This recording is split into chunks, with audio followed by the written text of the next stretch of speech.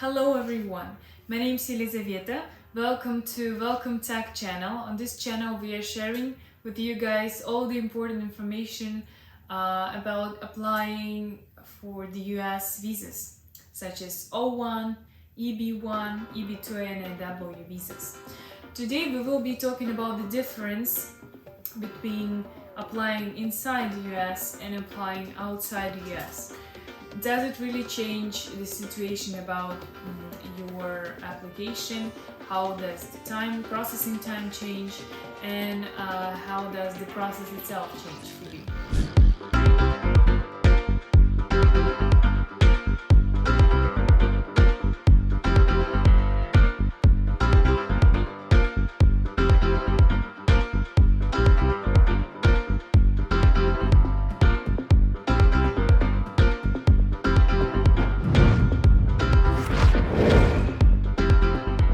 Get started.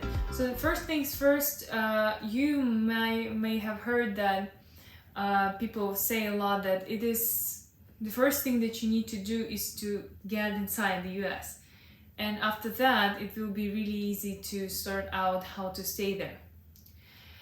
Well, this is really common saying.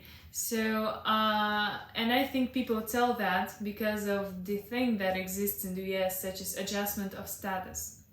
So basically, when you move to the US on any non-immigrational type of visa, such as O1, J1, F1, any, and then you are applying for adjustment of status for any immigrational type of visa, such as EB2 NAW, for example, which is the visa that is quite it has a very high rate of successful applications, and it seems like this is the visa that is easy to get, but it takes a very long time to get this.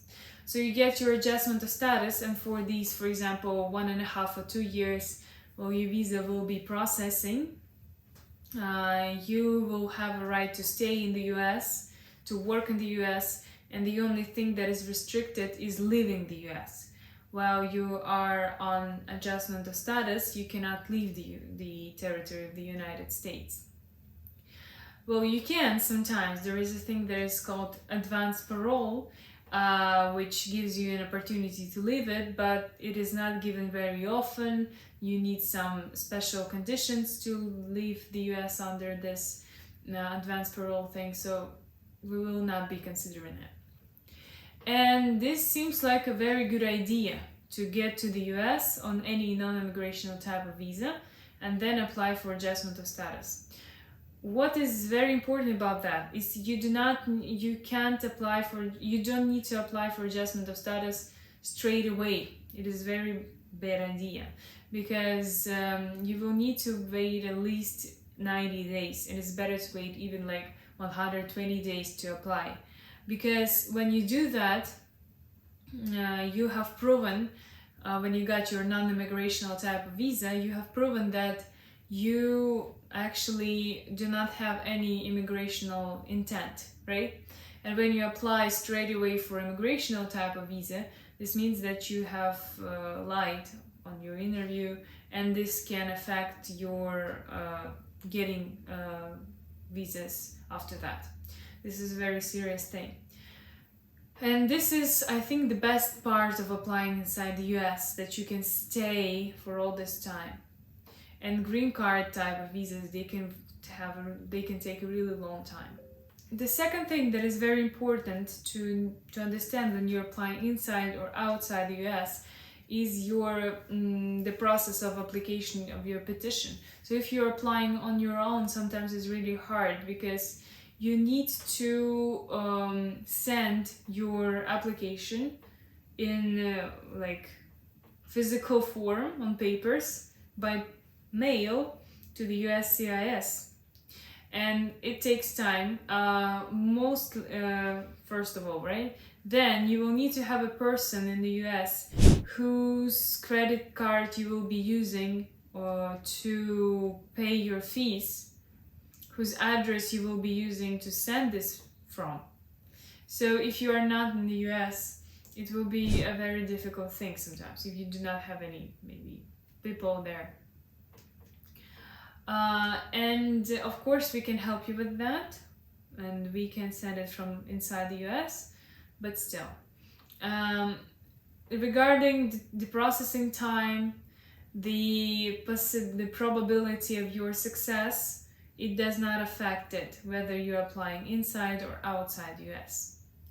So there are a lot of cases when people, do not want to hurry, right? They do not want to get their application very fastly, and then they are applying from outside the US.